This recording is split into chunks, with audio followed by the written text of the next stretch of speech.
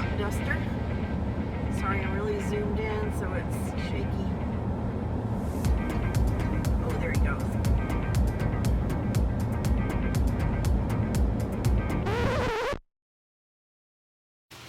We interrupt this full-time life due to COVID-19.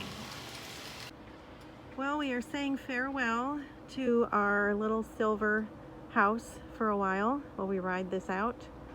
So because of the coronavirus, we are going to be getting out of our rig for a while. We had planned to do this anyway because of family issues going on, and we are very fortunate to be able to have a house to be able to stay in. My dad has moved out, and we were planning on moving in it anyway for a while or however long. So the timing on this was just happened to be good for us, and we happened to find a storage place. So we're going to be leaving it here until, I don't know, we decide to hit the road again. Don't know if we're going to get out of RVing. We really don't know. We're just kind of taking this one day at a time like everybody else is. We're interrupting our video life. Right now, I think we're still in Arizona, aren't we? In video land, I think we had just pretty much gotten to Arizona and starting our adventures there. So I still have more videos to edit. Let's talk about our current status. This video is about celebrating our 3 years on the road. Mm-hmm. We've been full-timing and grateful that we were able to do the full-timing before the COVID came in and changed everybody's lives. Mm-hmm. We still have several videos to edit. Yeah, and we'll continue to produce those and get those out, but we just wanted to interrupt for a moment to let you know our status and how we're doing and what we're doing and how we're coping. So as everyone already knows, COVID-19 disrupted and changed everyone's lives, and we've all had to make adjustments. For us, we were making plans for what to do in the spring and the summer when the coronavirus thing started kicking in.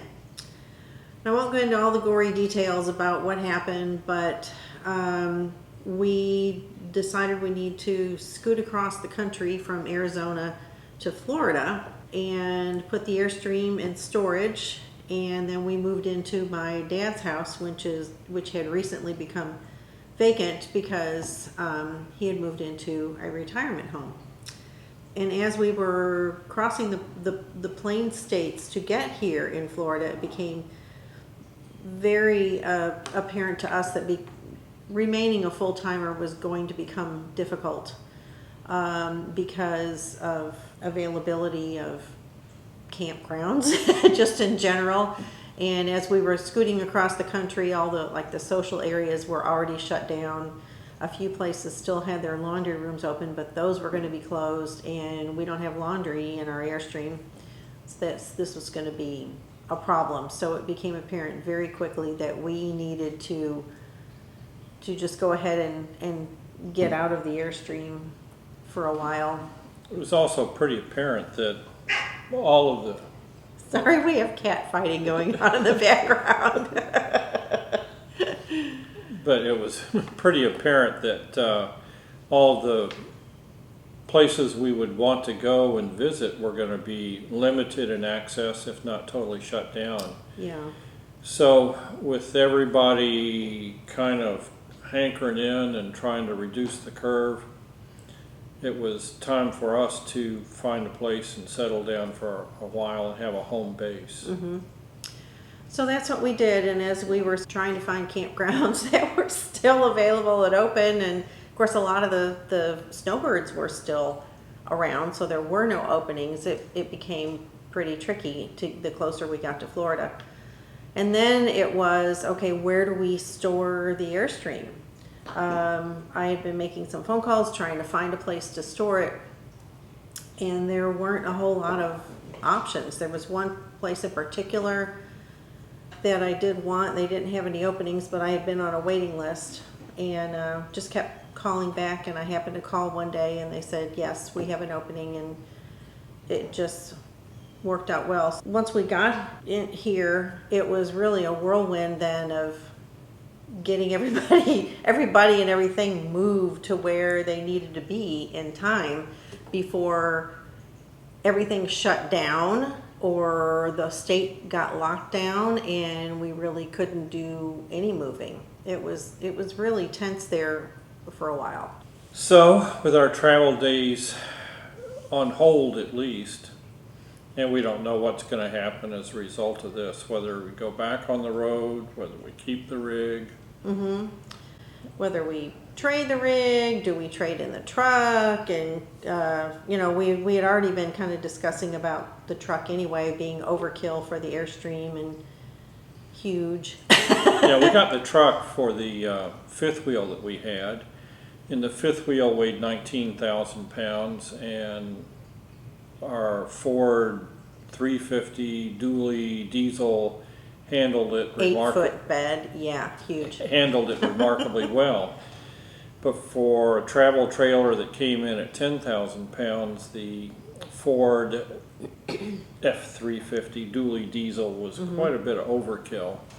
And I think we could have gone with a smaller truck, which would have been easier to get around town in. We already had the 350, so we said We're not going we to. don't need to. We don't trade need to it. trade right away. So we did have some highlights along the way, and Yeah. some pleasant memories. Gosh, there were a lot of them when you open it up to all 3 years. That does include when we had our fifth wheel. The first winter that we became full-timers, we actually came here to Florida in the Space Coast area, and got to see several rocket launches, and that was really cool. And in particular, the Falcon Heavy, the one where the Tesla was put into space. My dad and I got to see that one, and that was a really special. I mean, it was fun and special in itself of just the rocket launch itself, but then getting to experience that with my dad was really cool. Yeah, the other thing is our first shot, I think, was a night launch. Yes, the Atlas. And that was super and very impressive. Yeah. We got to travel across the country. We saw parts of the country I'd never seen before, and I guess for me, volunteering up on the Rosebud Indian Reservation, doing medical care, Yeah. that was special in its own way. Visiting friends that I hadn't seen in years, my old climbing partner up in Montana. Mooch stocking at their house. Moose That was stocking. fun. Yeah, it was. Thank you for letting us do that, guys. We really enjoyed that.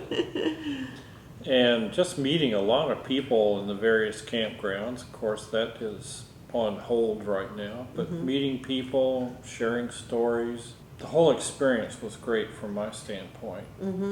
Had a few scary times. One was when you were off working in Tennessee and I was left behind in North Carolina. Not that that's a bad thing. I don't mind some time alone. But however, it was a particularly rainy year and there was a dam near our campground that they thought was getting ready to break. So had to evacuate, and that was pretty scary. Spent the night in the truck with just one cat because only one cat would come with me. The other one hid and would not come out, and I didn't have time to try and get him out from where he was hiding. So I said, okay, well, that's it, So it was stressful, but a memorable time. And there were some stresses with living in the rig too. As many of you know, I'm a physician and I was able to do telemedicine. I'd actually started that before we went full-timing. And I continued that as long as we had a good Wi-Fi connection. I could do patient consults. Kept my skills up, kept my knowledge base up. But in the fifth wheel, it was somewhat of a inconvenience. At least I had my own desk and I could work there. In the Airstream, it was a real nuisance for Kathy because I had to use the dining room / kitchen only table, and that limited her ability to move around in the rig quietly while I was doing consults. some days she could do video editing with her headphones on, but then we were both competing for space on the table, so Yeah. that was a bit awkward. But now that we're in a house, I have a separate room, separate office, it's quiet. And with the COVID-19, telemedicine has taken off, and I'm busy every day working 8 to 10 hours. So. Yeah, you've really become on the front lines now of this pandemic, but now have the opportunity to reach out, or patients are reaching out to teledocs, and you're making a difference. Glad that you have the opportunity to do that. I am too. Okay, that doesn't come out right. Glad you have the opportunity now. Well, you know what I mean. But people now are discovering telemedicine, and really what a good thing that is. Yeah, of interest. When I first started the telemedicine, it was not really well known and not very well used. And every year that we've been on the road, it's been more and more known to the public, and utilization has increased. And now with the COVID-19, it is a constant thing. I think this may be a new paradigm for medicine in the U.S. On to some other fun things. Over our past 3 years, I got to have some fun doing some taiko drumming classes in Orlando. Got my first hot air balloon ride in Hot Springs, South Dakota. That was really a lot of fun. You also got a Native American flute and got to go to a powwow or something you would call a group of people that got together and played them of all skill levels. Yeah. The other great thing was, an interesting thing was, my daughter got married in Oklahoma in June. And if you know anything about Oklahoma in June, that's tornado season. I lived in Oklahoma for 20 years, so was quite familiar with tornadoes. So of course we arrived actually in May to of course prepare for the wedding, and just right off the bat, just bam, tornadoes. I had been telling Marvin about the fantastic weather reporting that they have in Oklahoma, and he actually got to experience that for the first time. There is nothing that competes with the completeness and the thoroughness and the timeliness of the local weather reporting for tornado season in the Oklahoma City and surrounding areas. Yeah, actually, all of Oklahoma. So, but that was kind of exciting because while I had lived in Oklahoma for 20 years, I had never lived in an RV in Oklahoma, so that was a little scary. Didn't like that so much, but we were across the street from a hospital, just about a mile away from my daughter's house, who had a basement, and so we were okay there. The other good thing about the wedding was we got to spend time with family, some family that we hadn't seen in years, or I hadn't seen in years. You'd never met them at all, so that was kind of interesting. And we actually had a party in the Airstream. Yeah. Crowded, but we made martinis for everybody and had tea for those who didn't drink alcohol, and it was actually kind of fun. Yeah. And they were all kind of shocked that here we were living in this 210 square foot mobile apartment, or whatever you want to call it. Rolling condo, maybe. So we've had some good times in our 3 years. Any other highlights you? Some of the national parks we went to, Circleville, Utah, with the Butch Cassidy, still stands out in my mind as a place I'd like to go back to. And I think we also tried out 4 or 5 different bicycle trails. Tried to try out, got pooped. But they were still a lot of fun. We got to see a lot of different things. Yeah, we wished for e-bikes though, that we could have lasted a little longer than we did. And maybe the e-bikes are in the future. But Yeah. I think one thing that happened was it promoted a real sense of teamwork. We were complimented on more than one occasion on how well we handled the rig, setting it up. I remember we had to have some repairs, and a dealership in Oklahoma, and some storms were coming in, storms meaning tornado type activity. And we had to choose whether to leave the rig or to take it away, and we chose to take it away. And so we had to hook it up, and we did it very rapidly, and the people at the dealership said that we were one of the slickest teams they'd ever seen in terms of getting a rig ready. I think we were motivated too. Yeah, but yeah, we I think our transition from the fifth wheel to the travel trailer, I was skeptical about that and the hitching up and all that, but as for us anyway, it turned out that hitching up the travel trailer was way less stressful than the fifth wheel, and we really did have it down to a system.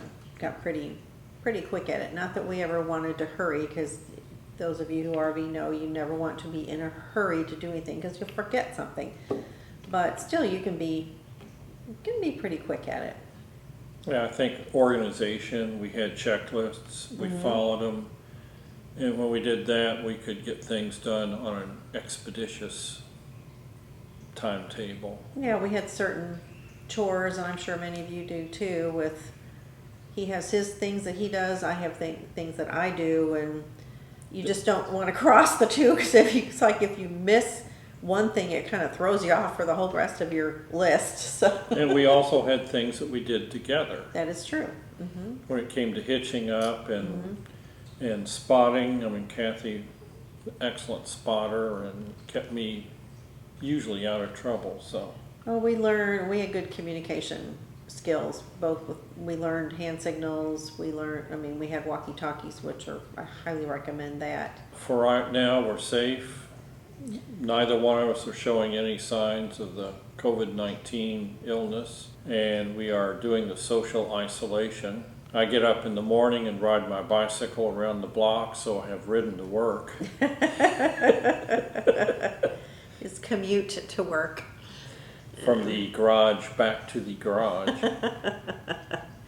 But we hope you are all staying safe and healthy, and we will all get through this. It's going to be a while.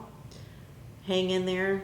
Don't try and jump the gun too soon in thinking that this is over. When it starts to kind of back off and you think, oh, I go back to normal now.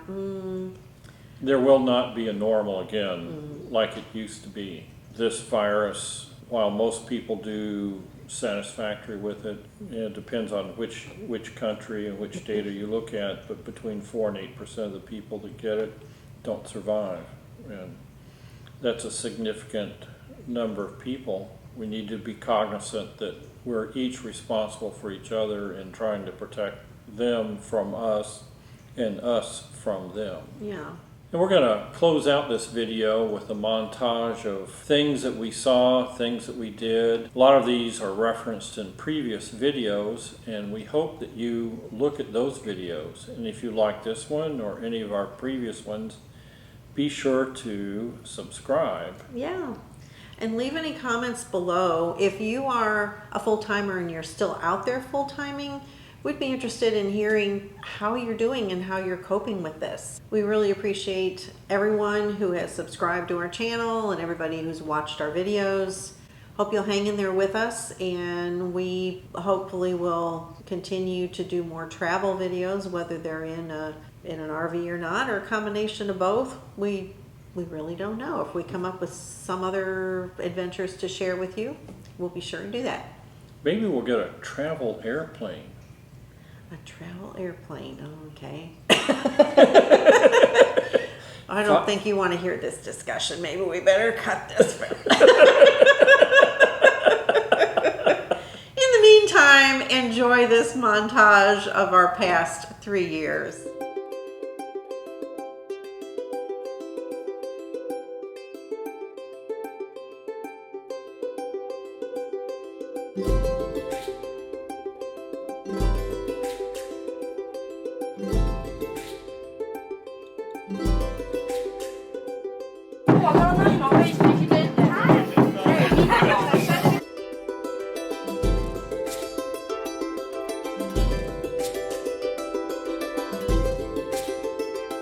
Okay. That is the winner's circle, and it is only used once during the year, and that is for the actual Kentucky Derby.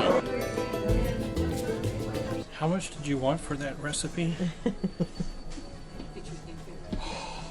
I think we can do that.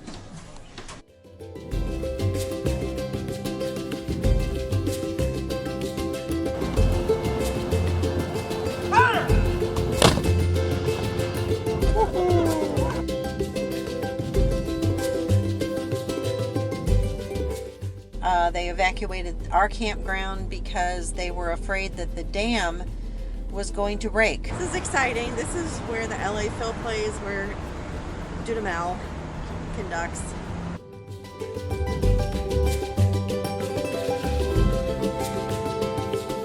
Hi, we're getting ready to go down to the Kona start-finish line for Ironman. The Ironman World Championship is tomorrow.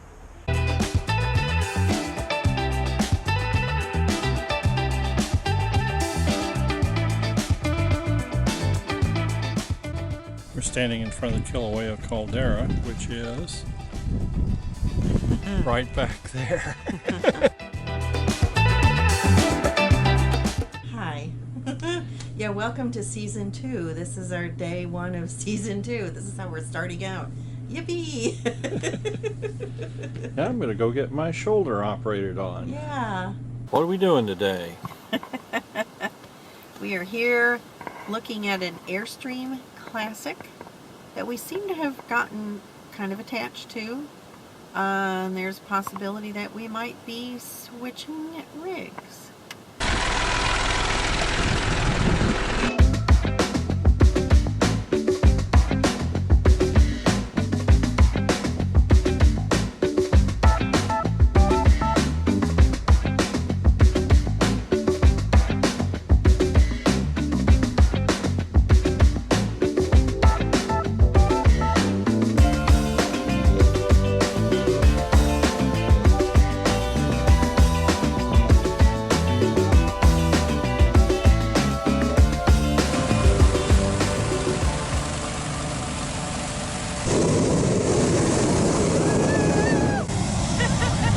Put the pin in the trap door. Oh, that's okay. It's okay, Bonnie.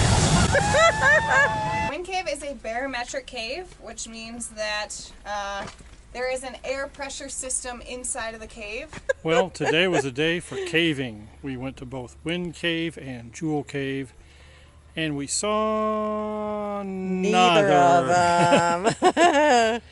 Oh well. Elevator problems at both sites. Not related, just strictly coincidence that they both happen to be out. So I'm coming up on Last Stand Hill. The unique thing about this battlefield is that all these grave markers are not grave markers, it's a sign for where each soldier fell.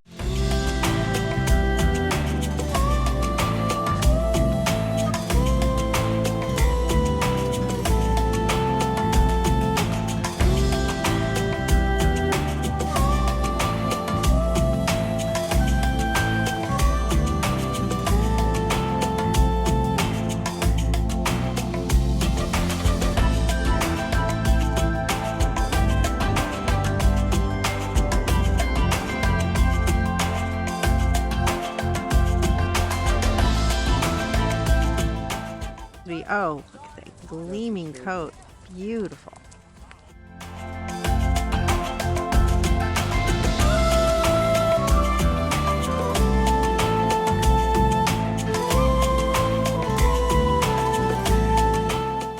Today's adventure, we are going up to Montezuma's Castle in Camp Verde, Arizona.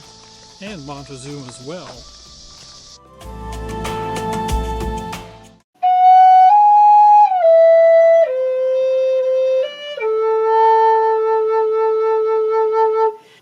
Speaking to me a little more than the other ones.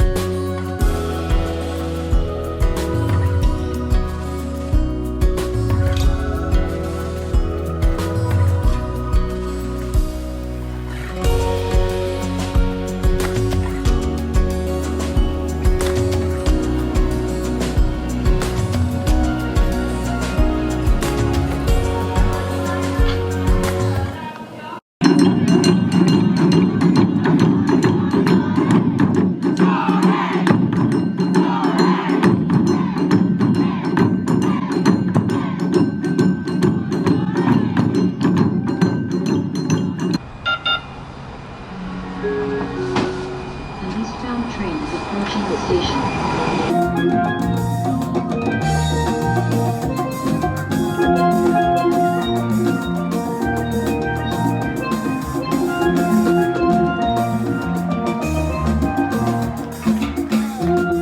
Okay, Pokey, is it your turn now? You want to talk about things? Okay. Pokey's interested in a lens cap, I think. And there goes our lens cap. We hope you enjoy watching our adventures. Be sure to subscribe to our channel and click on the bell icon to receive an email notification when a new video is released. Or check out our website, remotelyretired.com, where we list all of our videos. Thanks for watching.